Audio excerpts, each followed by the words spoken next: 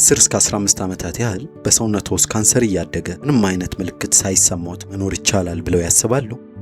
አብዛኞቹ የትልቁ አንጀት ወይም ኮሎሬክታል ካንሰሮች የሚጀምሩት በዚህ መንገድ ነው። ይህ የሚያስፈራ ሊመስል ይችላል፣ ግን መልካም ዜና አለው። መልካሙ ዜና ይህ ካንሰር በጊዜው ከተገኘ መከላከል ከሚቻሉ የካንሰር አይነቶች ውስጥ አንዱ መሆኑ ነው። ምክንያቱም ሐኪሞች ወደ ካንሰርነት ከመቀየሩ በፊት ሊያስወግዱት ይችላሉ። እስቲ ስለዚህ ካንሰር በጥልቀት እንመልከት። ኮሎሬክታል ካንሰር የምግብ መፍጫ ስርዓታችን አካል ከሆኑት ከትልቁ አንጀት እንዲሁም ከፊንጢጣ የሚጀምር ካንሰር ነው። 95 በመቶ የሚጠጉት ኮሎሬክታል ካንሰሮች አዴኖካርሲኖማ ይባላሉ። ይህም በአንጀቱ ሽፋን ላይ ከሚገኙ ንፍጥ ወይም ልፋጭ ከሚያመነጩ ህዋሳት የሚጀምር ማለት ነው። ብዙዎች የማያውቁትም ይሄን ነው። የኮሎሬክታል ካንሰር መጀመሪያውኑ ካንሰር ሆኖ አይጀምርም። አብዛኛው የኮሎሬክታል ካንሰር በመጀመሪያ ፖሊፕ በሚባል ትንሽ እጢ ይጀምራል። በአመታት በህዋሳቶች ውስጥ የሚከሰቱ የዘረመል ወይም ጂን ለውጦች እጢውን ቀስ በቀስ ወደ ካንሰር ይቀይሩታል። ከዚያም ካንሰሩ የአንጀቱን ግድግዳ በመውረር በደምና በንፍፊት ስርዓቶች አማካኝነት ወደ ሌሎች አካላት ይሰራጭ። ይህን ጊዜ የካንሰሩ ደረጃ ከፍ ያለ ይሆናል። ምልክቶቹ ምንድን ናቸው? ትልቁ ፈተና ይህ ነው። በመጀመሪያ ደረጃ ያለ ኮሎሬክታል ካንሰር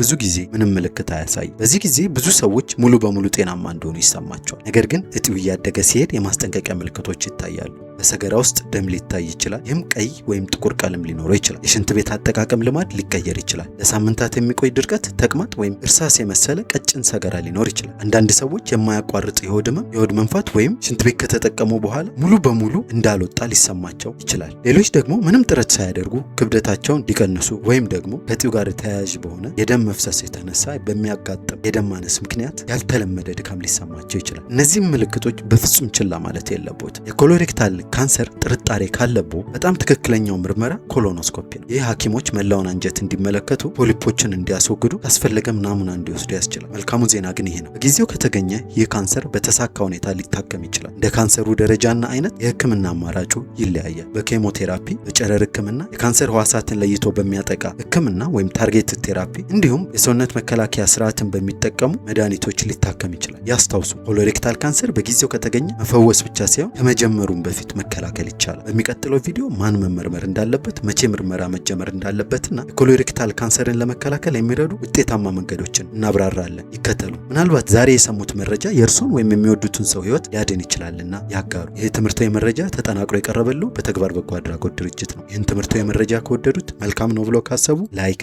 ሼር፣ ሰብስክራይብ ማድረግ እንዳይረሱ።